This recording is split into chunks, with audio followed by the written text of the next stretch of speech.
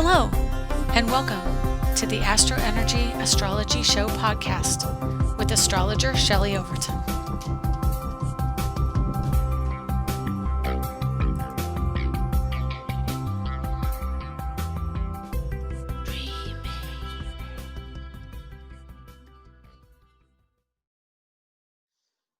All right. Hello, my name is Shelley Overton, and welcome to the AstroEnergy Astrology Show podcast for November 19th, 2020. Today, we are going to be talking about Neptune, and we're going to go over what's going on in the sky currently. So I am ready to roll. I am an astrologer in Orlando, Florida, and I want to welcome you. Those of you who can see me, just washed my hair so it's a frizzy mess, because guess what? Orlando is humid again. So our beautiful dry weather for this week is gone, and normal humid Florida weather is back. Oh well, I guess you just live with it when you live here. So let's see what we've got in the sky. Excuse me. Right now, currently in Orlando, we have a 23-degree Aries rising and a Mars at 15 degrees. I'm just going to tell you where everything is, and then I'll tell you what it means. Okay? How's that sound? Is that okay for you? So Mars is at 15. He is squaring Pluto at 23 in Capricorn. We've got Pluto at 23 Capricorn, Jupiter at 24 Capricorn, Saturn at 27 Capricorn, and the moon just went into Aquarius. It's at 0 degrees and 6 minutes. So literally minutes ago, if that. Let me just look it up, because that's the kind of thing that really fascinates me, honestly. And today is Thursday. The moon entered at 3:25. It is now 3:45. So 20 minutes ago, he went into Aquarius, which is a really good thing that I didn't start this podcast in Capricorn, because it would have been the end degrees and not have been as good as it's going to be now with Aquarius moon. Although Aquarius moon can mean that we're going to have lots of information coming in. I'm going to try and get it all out to you. But the moon, and well, basically everything from Pluto through the moon are squaring Venus today. Venus is at 27 degrees of Libra. So today we're going to see people who are Libra, Cancer, Capricorn, and Aries are feeling this intense energy as we ramp up the concentration of planets at the end degrees of Capricorn, getting ready to push through to Aquarius. I was just looking at some charts right before the podcast, and the charts I'm looking at are all of the kids born around the turn of the millennium, and those children, those adults now, have this energy concentrated in early Aquarius. And so today, moon in Aquarius, feeling a little bit more like yourselves. Moon in Capricorn can make us a bit more fearful, a bit more concerned about how things are going to play out. I've got a hair in my face that's totally annoying me right now, trying to get it under control. Stay put. Okay, I may end up with a hair thing if I, barrette or something if it doesn't stop. So yeah, moon at 0 Aquarius. I've mentioned this numerous times throughout the past few years. My son has 0 degree Aquarius planets and 1 degree Aquarius rising. So it highlights that energy in his chart, but it also highlights my daughter's chart, her boyfriend's chart, my daughter, my son's girlfriend, like all the kids born 2000 or 98. My son was born 98, 99, 2000, 2001, 2002, 2003, right in that area.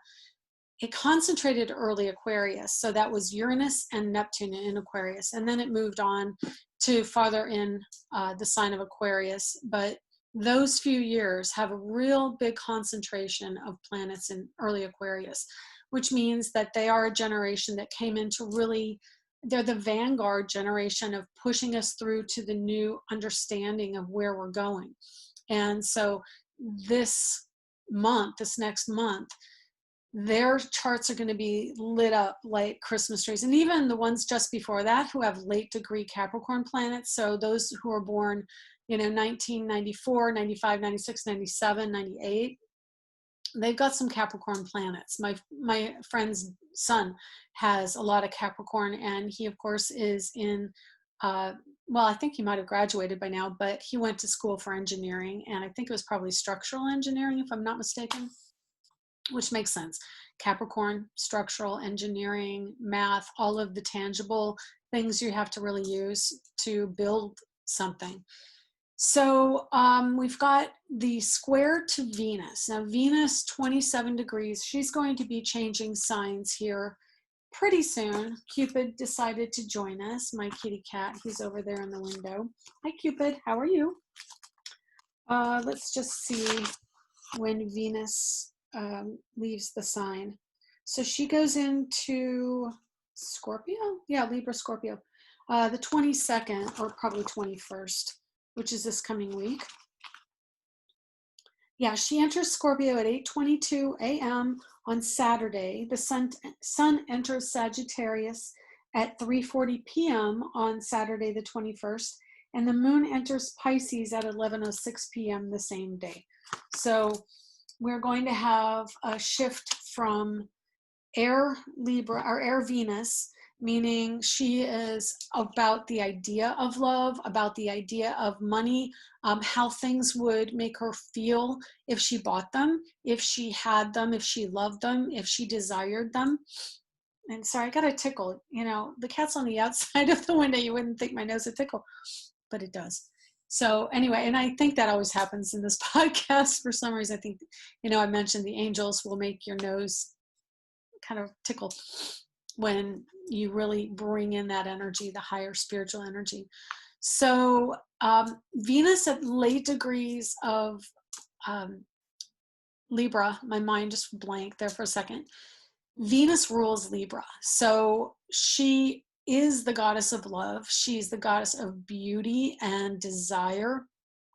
Women really express themselves more in the true feminine nature in the signs that Venus rules, so Libra and Taurus. Libra itself, though, is a masculine sign, believe it or not. And the way you tell is you start with Aries, and every other sign is every other gender. So Aries is masculine, Taurus feminine, very, of course, what's the term now? Man, again, blanking. So this is also part of the Pisces energy, and maybe a little bit of the downside of having coffee today.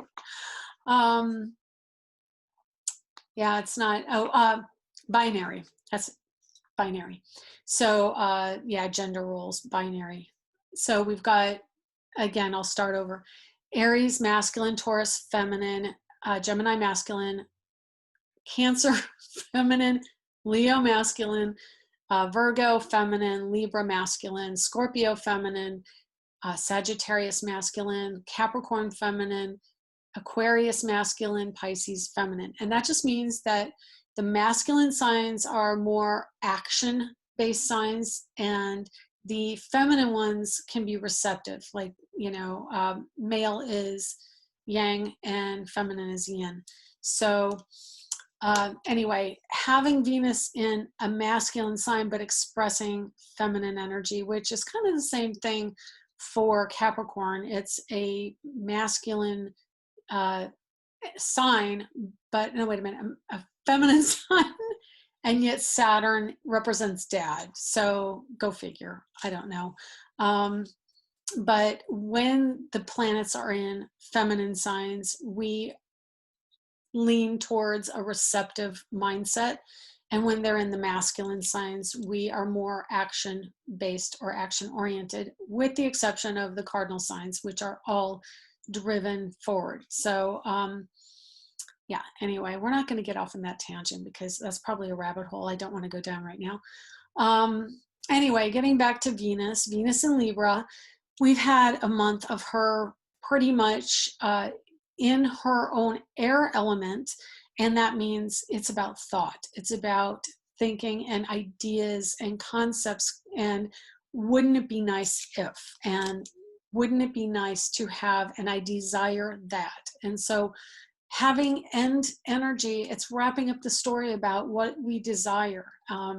I know someone who's back and forth, and that's a Libra attribute, is balance, going back and forth, indecision about the end of a relationship. Should I not? And it's currently, if you don't know yes or no, it's a no. So until you're sure, it's a no, is a concept of indecision.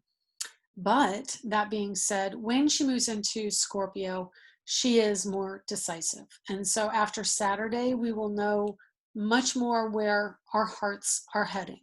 Hang on one second, I need a sip of water. Probably more like a gulp. So, and then when she gets into Scorpio, we have Mercury in Scorpio. Of course, Mercury has gone direct. Let's just see where he is at in his movement out of the shadow area. I think he finally made it out of his shadow. And that's the 20th. So yeah, tomorrow he will be out of his shadow, which is 11:51 for those of you keeping score at home. 11:51 of Scorpio, which means 11:51 or 11 degrees and 51 minutes is where Mercury retrograded. And so what you do is you go from the point he retrogrades, which happened on the 13th of October. And then he moved forward all the way to the end degrees, which is where his shadow started on the other side. So that's probably not real clear, but you take the point of the beginning. Well, let's do it from the way you can see it. So we're going left to right. Where he started retrograde and where he ended retrograde. Where he ends retrograde is over here. Let me see. He retrogrades back to this point. And so you start the shadow on the first part where he retrogrades to, and on the other end where he started is where he ends back up after he goes back and forward again. So that's probably not much clearer, but if you watch the video, those of you who are listening in podcasts, if you come watch the video, you can see my confusing finger movements and then know that, it's a matter of forward, backward, and the end and beginning points of a retrograde. So I'm not trying to confuse you more. I just want to try and explain it. I'm a visual person, so, visuals probably not fully set up, but oh well. 11 degree Mercury in Scorpio. I can tell you a lot about that degree because my moon is at 12, and that is a degree of integrity, of understanding, of solutions, of wanting deep connectivity. Of course, I also have Neptune close by, so that might color some of my Scorpio a bit. But Mercury, he's how we think, how we're thinking about life after death. Of course, now we have this extreme viral second bloom, if you will, of the virus. And so now we've got Mercury wrapping up the story around this year's integration of the virus in the story. Because remember, when we started the year, the first Mercury retrograde was in Pisces. And then the second one was Cancer. The third one was Scorpio, wrapping up, because they all crossed back into the sign before. But this final one is Scorpio, which is life and death. And I do believe because of that, we are learning more about the process of life and death in this particular retrograde and wrapping that story up. But that being said, the story isn't completely wrapped up because we have a number of influences with the virus, particularly. We have Mercury, which is definitely one of the planets I assigned to the influence of it coming in and being part of our world with the world point. So if you go back and look at the Capricorn planets, the world point was triggered with Pluto, Saturn, Sun, and Mercury at 22 degrees, January 12th and 13th. And then we had the first Mercury retrograde in the year that same month.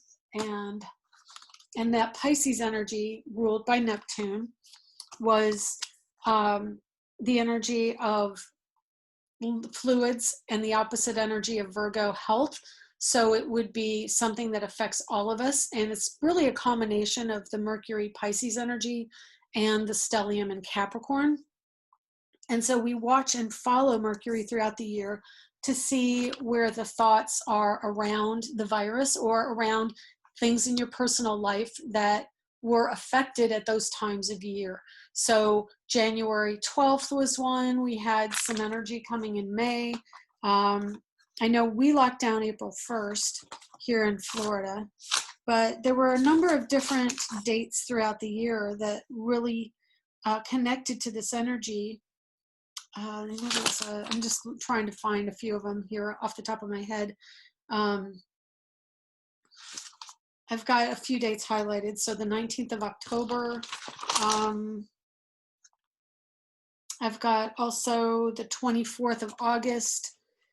We had Mercury in the shadow, wrapping up the shadow from the second time on the 26th of July, which was also the beginning shadow for Mars going retrograde. So that was also a significant timeline. Wow, it's just interesting going back over the year. I show my, like I said last time, I show my little daily planetary guide. And this is the brand new clean one for 2021. And I've decided to highlight it with all these lovely colors so I can decipher that. Sorry, pardon me there. And this is what it looks like to have gone through a year. Things going on, and it got wet and there's writing everywhere. So yeah, it's been a really busy year. But again, having Mercury in Scorpio, and the thing that I'm noticing about the chart right now, the thing that kind of pops out at me is Mercury in Scorpio is in positive aspect to the sign of Capricorn, and Neptune, which goes direct, like I said at the beginning of this podcast, is also in positive aspect to Capricorn. So you have two water energies with an earth energy between them. Water, which is emotion, and of course, like I said, Scorpio is death and rebirth. Pisces, and the energy of Pisces is also an ending of a story because it's the last sign of the zodiac. So as we have Neptune going through the sign of Pisces, we integrate the energy going forward, his forward momentum, and back, forward, back. But Neptune, being a very slow moving planet, goes only a few degrees forward and then one or two back. And so every year it's just a very slow progression of Neptune. So it takes him a very long time to get through all 30 degrees of a sign. And it can take, 15 years, anywhere from like 12 or 13 to 15, depending on the retrograde length and, where it is in orb around the sun, that kind of thing. But he's at 18 degrees and he goes direct at 1811, and that is the 28th of November. So as he's getting closer and closer to his direct, he's also influenced by Capricorn, and he is influenced by Mercury, which is approaching him over the next week. So today's the 19th. A week from today will be the 26th, just 2 days before he goes direct. And so Mercury will be pretty much dead on to a trine with Neptune in about a week.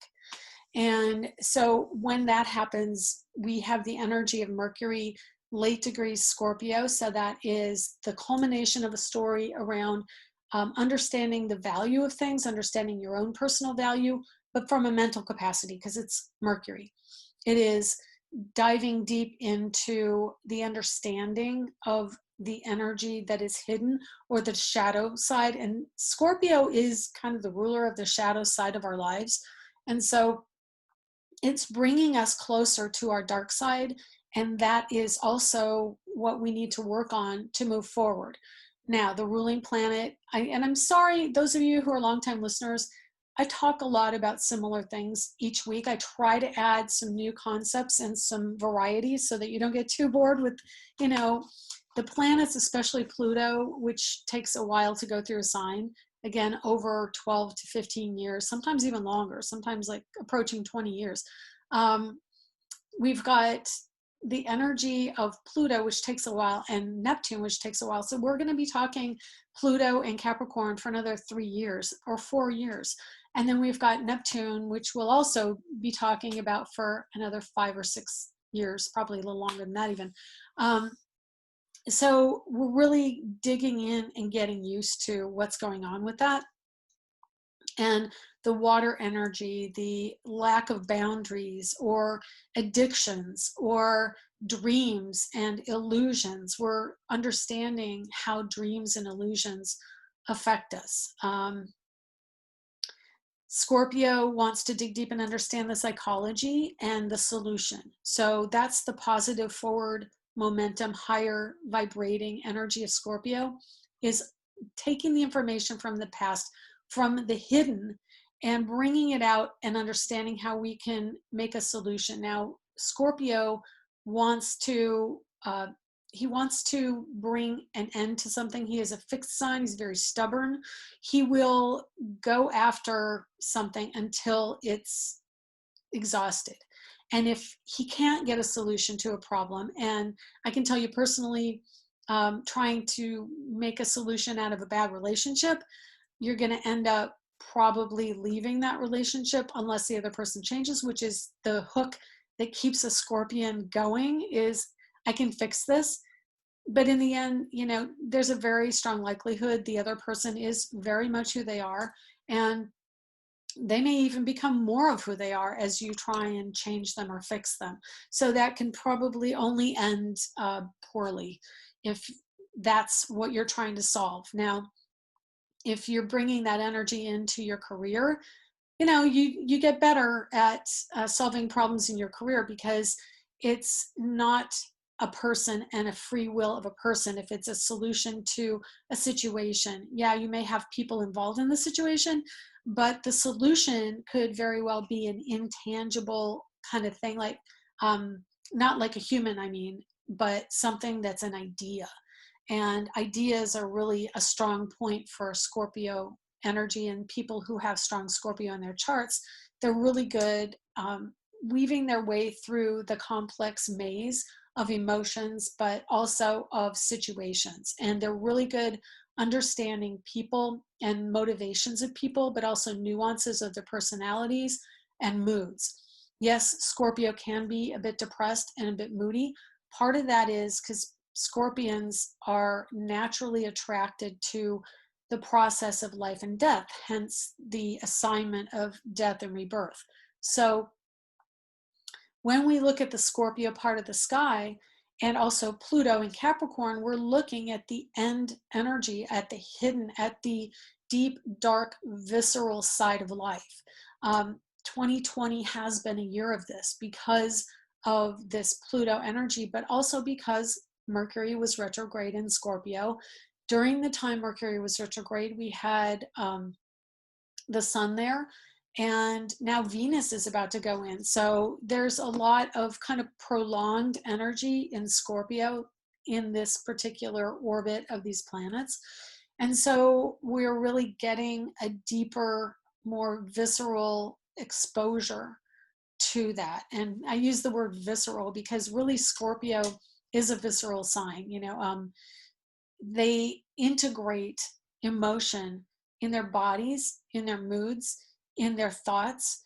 And when I say in their bodies, like they will physically pull in that energy and think that it's their own. They're probably some of the biggest clairsentient people out there, because they feel it in their bodies.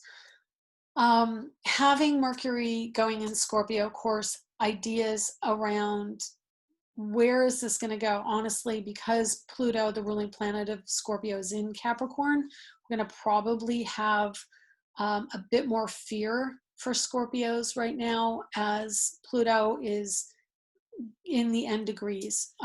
It's trying to understand our motivations in the real world, and also being in Capricorn, it is our psychology associated with authority figures, bosses, systems, careers, dads,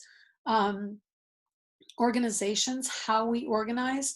So specifically with the planets going in Scorpio, and it's going to be probably another month before all of them clear out of Scorpio, which seems really long, probably is. The sun gets out of Scorpio in 3 days. So like I said, Saturday, Sun moves on to Sagittarius, which will help bring us a bit more joy in our lives, but can also trigger the polarity that is associated with Sagittarius. So let me walk you through a little, and I know I'm kind of diverting a little bit from Neptune. I will get back to Neptune here, but I guess what I'm trying to do is give you a view of the Capricorn stellium as it relates to Scorpio and also as it relates to Pisces. So we're going to start with the Scorpio and then work our way over the Pisces. But okay, so take the Sun. The Sun in Libra is about the connectivity of another. It's the first sign of the top half of the zodiac in Western astrology in Northern Hemisphere. We're in Libra in the upper half of the chart. So it's the descendant degree, 0. Libra is the descendant of the chart, and this is the irony of the zodiac, the ascending coming up, starts at the left and really kind of the first houses are down below, and the descendant, which means it's going down, it's actually the top half. So, there are little anomalies or mind twists, I guess, in the chart. And also east is on the left, not the right, and the west is on the right, not the left. So it kind of reverses a lot of the energy. Maybe we can dissect that at another time. But so when you have the descendant up on the right side coming up, you've got the first house of coupling and joining something and balance. So when you have a balancing sign, you have the polarity of you and me, and I'm doing this and you're doing that, and trying to understand how to come back into compliance and to be level. It's the center or middle way. In Buddhism, they call that the middle way, is finding the center balance. If there's too much on either side, it's out of balance. So I've spoken about this recently about the fulcrum. The fulcrum for this purpose is the middle of my head. And then you have the two sides of the scale. So you have kind of that triangle of balance going on, which really strongly relates to the chart with trines and how we have water signs and earth signs, air and fire, all with the 3 of them making trines all over the chart. There are fulcrums all over that.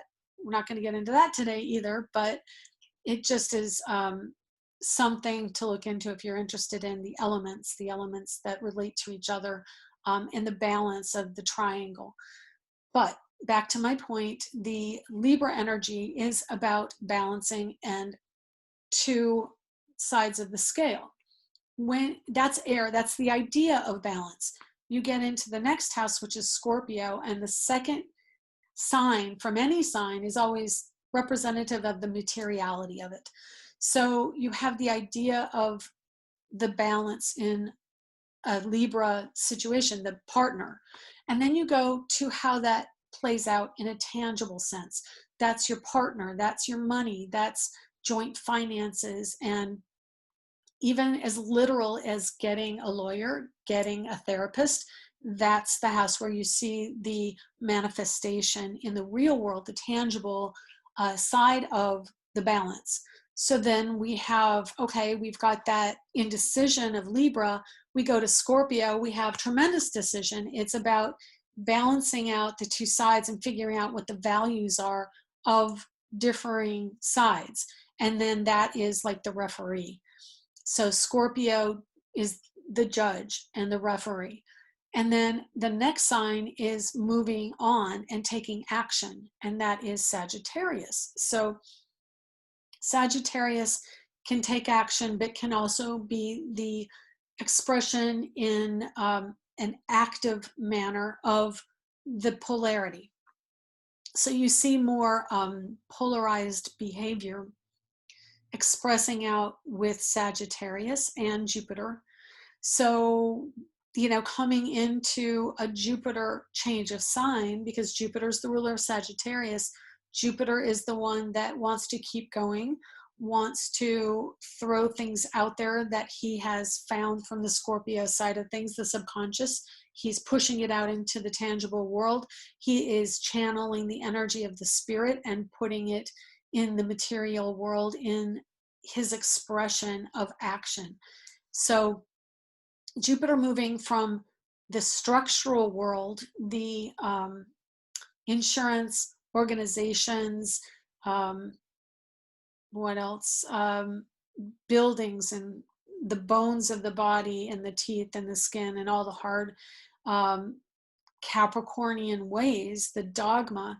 He's moving out of that expansion of the dogma and the polarity of Pluto being in Capricorn, which is politics. And he's been there, Pluto's been there since 2007. So I do believe our politics have gotten that much more polarized since then. Jupiter really accented that even more in the last year as he transited through Capricorn and joined up with Pluto at the beginning of the year. And again, well, at the beginning of the year, he was Saturn, Sun, and Mercury. At the end of the year, he's Pluto and then Saturn again. And as we move on into Aquarius, now we're at the beginning air energy again. So he's pushing his desire for movement into the realm of power, personal power, autonomy, and entrepreneurship, invention, alternative ways of thinking of things, science, space exploration.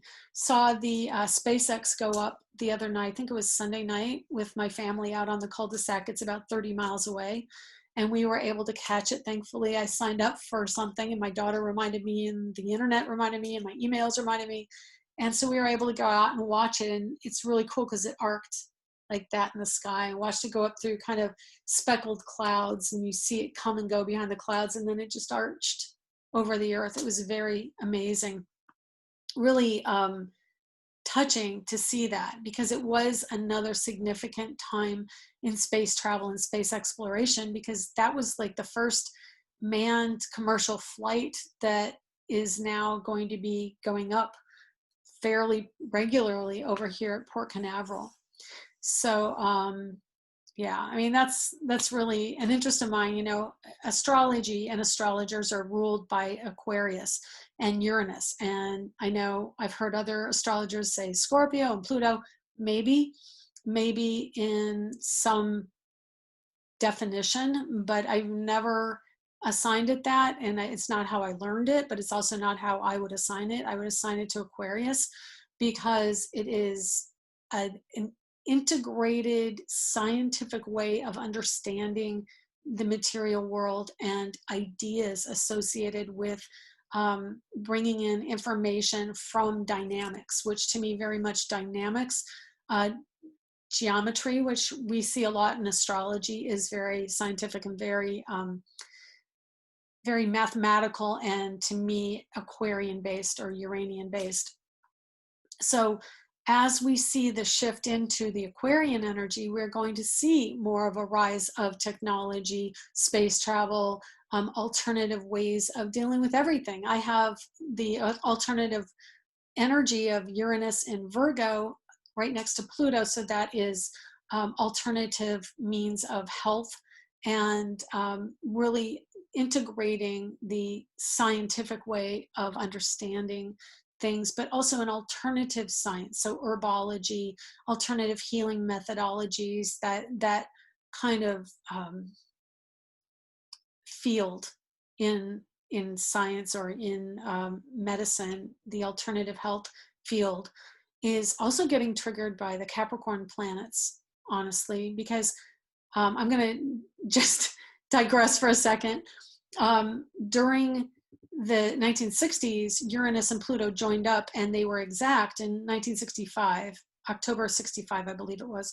And they were in about 23 degrees of Virgo. So of course, that's where Pluto is right now, directly trining that. And so I think we're going to start to see a lot more of the rise of alternative health methodologies, which we already are to a great extent, but it's going to be more mainstream is really how I see it, especially Pluto being a strong generational planet and taking so long to go through any sign. Very generational, and Pluto going into Aquarius will absolutely bring out even more alternative ways of looking at different life connections. And so and that generally is everything that you could assign that energy too. So, workplaces and family energy, like wherever it falls in your chart in Aquarius, you're going to go through a major awakening and alternative thinking, or you'll see things from another perspective, which is really the talent of Aquarius. So getting back now to Neptune in Pisces going direct is sleep, it's dreams, it's visions, it's tradition in the past, it's psychic awareness and spirituality. It is the wise one, the sage, it's water, it's emotion coming out into the world. Venus is desire and Neptune is crank up the energy of Venus, and you've got, so Venus is desire, Neptune is vision, and it really pushes us into a mindset of like a vision board versus I want this item. I have this vision of a life. It's much more universal in energy. And so it really wakes us up to the ideal. It can idealize everything. Wherever Neptune falls in your chart, you have an idealized view of that event, that person, that part of your world. It falls 3 degrees off of my moon, absolutely made me very idealistic about my mother. And now with Pluto where it is in my chart is really waking me up to more the real vision of what she is about and not what I wish she were. But it also spurs me to act in a way that I see as ideal to be a mother. So it's both ways. You have to really look at Neptune in both manners. What's the illusion and what's the reality? We've been living the reality for about 5 months. And now Neptune going direct is the dream coming back, so to speak. What happens is Neptune retrograde kind of slaps us in the face and says, snap out of it, like in Moonstruck. And that's the movie for you younger folk, a Cher movie. Look into it, very good movie. And then Neptune direct says, but things are really beautiful and I want to understand you as an idea, as a collective, as a person, as a concept, like all of that, everything. I am interested in breaking down barriers, and I do it through emotion. I do it through awareness in a visceral body sense, in an emotional sense, in an energetic sense, and through in the physical, tangible world, rain or snow or floods. And every time Neptune goes direct or retrogrades, it brings tons of water movement in the world, especially on full moons. But we are not on a full moon, although at the end of the month when Neptune does go direct, we may be. So let's just look at what that is. I think it's a full moon in Gemini. And of course, Gemini ruled by Mercury is about events associated with weather. So the full moon will be at 8 degrees Gemini. And let's just see, I think Neptune goes direct the 28th. The full moon is the 30th. Definitely inclement weather. I knew that was kind of a thing anyway, because Neptune brings floods. So my prediction 2 weeks out is we're probably going to have, in America anyway, a national weather event associated with water / snowstorms.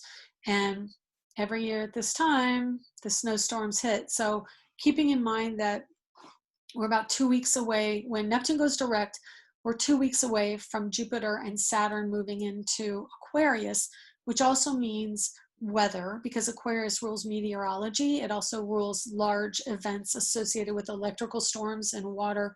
And so as Saturn and Jupiter move into Aquarius, you can see a shift around weather. It's probably a deep freeze, I think. I personally assign it a colder weather. Aquarius is a detached energy. It can be emotionally cold. Capricorn is also a taskmaster, which is as well somewhat removed from the warm fuzzies, opposite of the warm motherly energy of Cancer. So really having that energy in Capricorn and Aquarius chills things down. And then having Neptune shifting in 2 weeks, that to me is the snowstorm across the country, maybe also in other parts of the world, on the other side of the world where they're moving into, let's see, we're December, they're coming into summer. They're going to have more flooding or more water events. We're going to have probably the more snow events on the northern hemisphere. But you can expect that. You can expect to be sleepier. You can expect to have maybe foot issues because Pisces rules the feet. It is dreamy, dreams, understanding on a greater level, connectivity to spirits and spirituality in your dreams and just in your waking life, being a little bit more prone to daydreaming. Yeah, there's a lot of different things that will be coming in with this energy. We've had a bit of a break of all of that energy with the retrograde. This year, personally, I kind of liked it being retrograde. I have strong Piscean energy in my chart, so, and my Saturn's at 0 Pisces, so having Neptune go direct kind of, it's a bit overwhelming. And those of you who have strong Neptune in your charts know that it will be like the water coming down on you or the snow coming down on you. So it's going to be harder to make it through things in some sense, more specifically in 2 weeks when it really makes that change. But as Neptune gets used to being in the Piscean energy direct again, it'll be probably more creative for you. You'll have the ability and the time, or take the time to go into your own space. Pisces is the hidden, so we tend to want to cocoon, want to pull back, create, and be away from others on some level. So Virgo is the loner, Pisces is the hidden, Scorpio can be hidden as well. Actually, all the water signs have some element of hiding. And then, yeah, Cancer will hole up in the house and is very good at cocooning. But having that planet, Neptune, going direct is going to be a very strong water draw in our world. And then squaring the full moon in Gemini. Gemini is a communicator, an educator, air sign, ideas.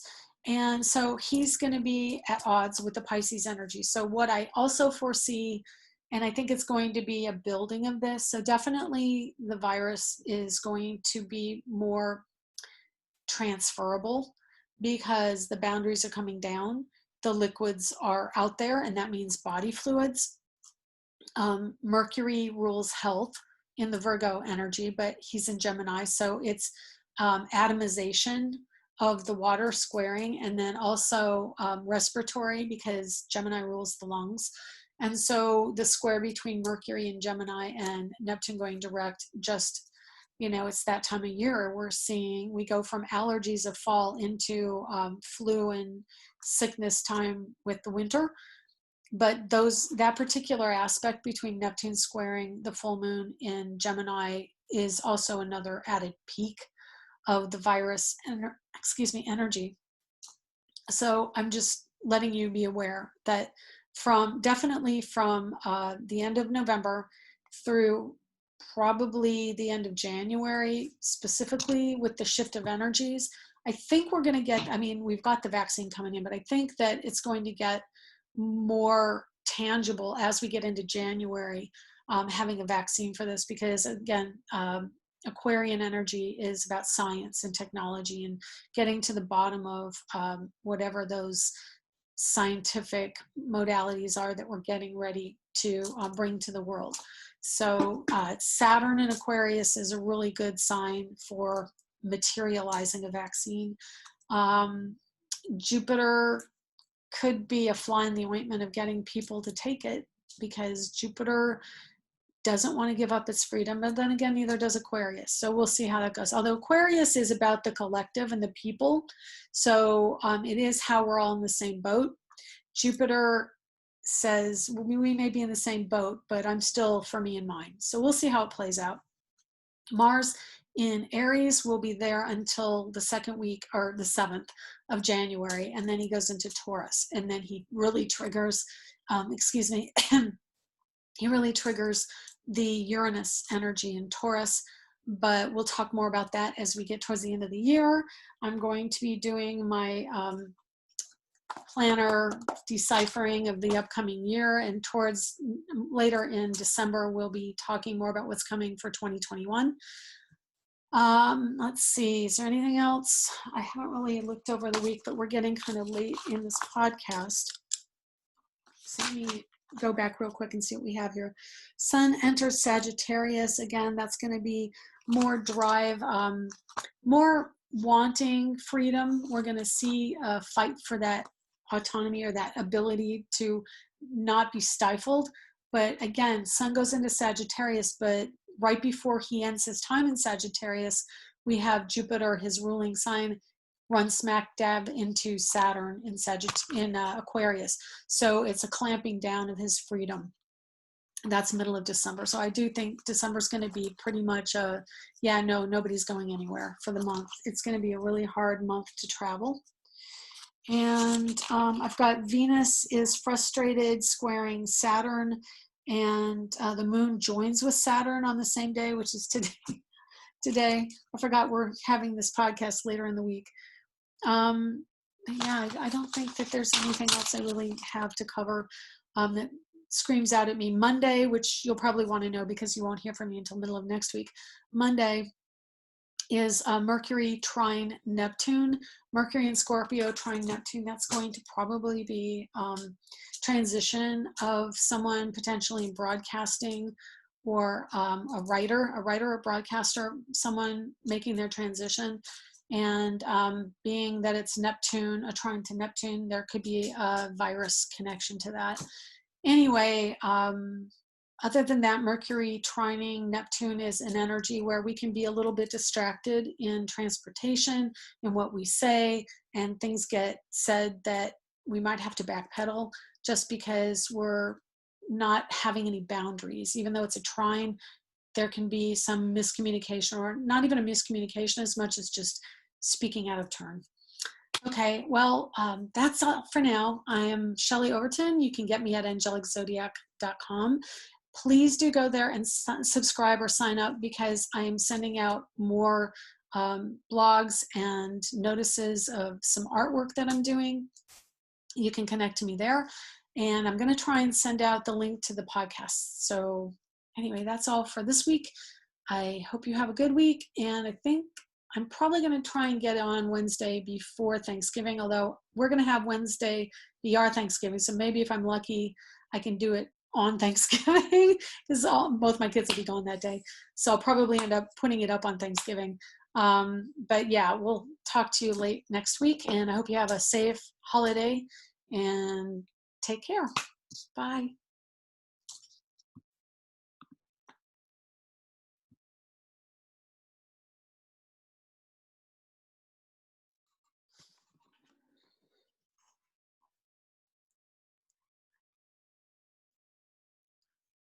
Okay, annoying hair. You have been listening to the AstroEnergy Astrology Show. If you would like to get a private reading with Shelley, please contact her through angeliczodiac.com or at so@angeliczodiac.com. You can arrange a reading through the Angelic Zodiac page at facebook.com as well. Check out Angelic Zodiac on Instagram for up-to-date information on events, discounts, blogs and planetary transits at Angelic Zodiac 1 on Instagram. If you would like to see Shelley's art, shelleyoverton.com, or for astrology art, go to astroart.net. Music provided by Kevin MacLeod at incompetech.com. Other music will be credited within the show. Advice given in the program is intended for entertainment purposes only. Join us here next week for more of the AstroEnergy Astrology Show podcast. You can find us on iTunes and Google Play, and where podcasts are accessed.